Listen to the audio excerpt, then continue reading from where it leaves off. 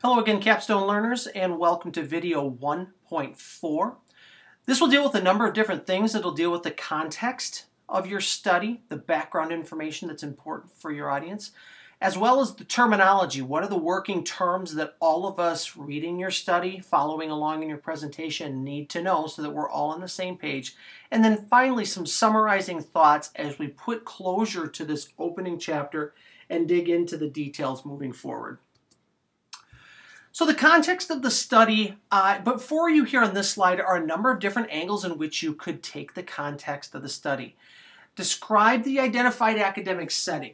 Give us some background on that. Expand on it in the instructional context section of Chapter 3. So again, because this is introductory in nature, we're going to keep this rather brief. However, in Chapter 3, you're going to stretch this out a little bit as you give us a full and more detailed background.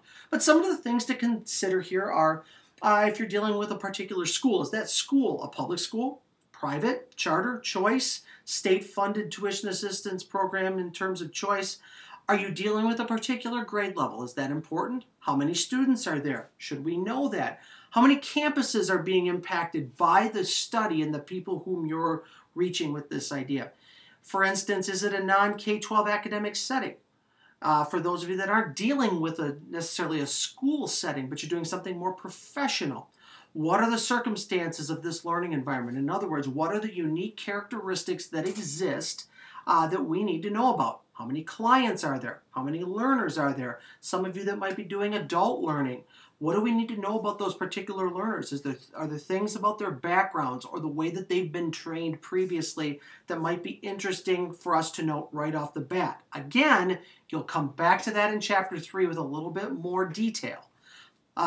Briefly describe the framework of the study. So what class, subject area, grade level was involved? How many weeks did your project run? When did you start? When did you stop collecting the data? Again, these are stretched out and talked about at much more detail in Chapter 3, but for the basis of just introducing the whole project as one big unit, we want to take the idea of briefly doing it right here. So thus, you see underlined briefly. So be brief and you'll be in good shape. Terminology. Let's define those terms you're using in your description so that the reader has the same picture of what's happening that you do. So define the terms that appear in your question. So for instance, when I was doing my studies, I wanted to make sure everybody understood the term induction programs. I wanted to define this for the audience.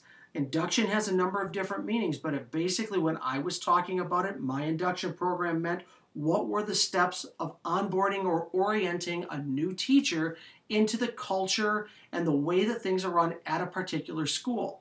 It's a program that does just that, getting them inducted into teaching at this particular location. And so I made sure in my study that I did that.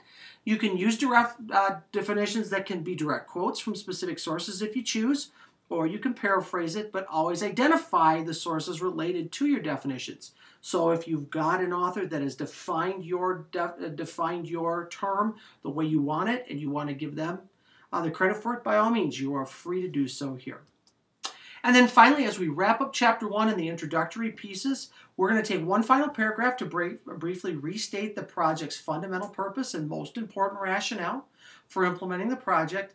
There's no need for a transition to the next chapter. That's one thing about academic writing. You can end it, and then you're going to essentially restart in Chapter 2 with a new brief introduction to that chapter and kind of go forward with that. So as far as closure, you're really working on 5 independent small papers that will be put together.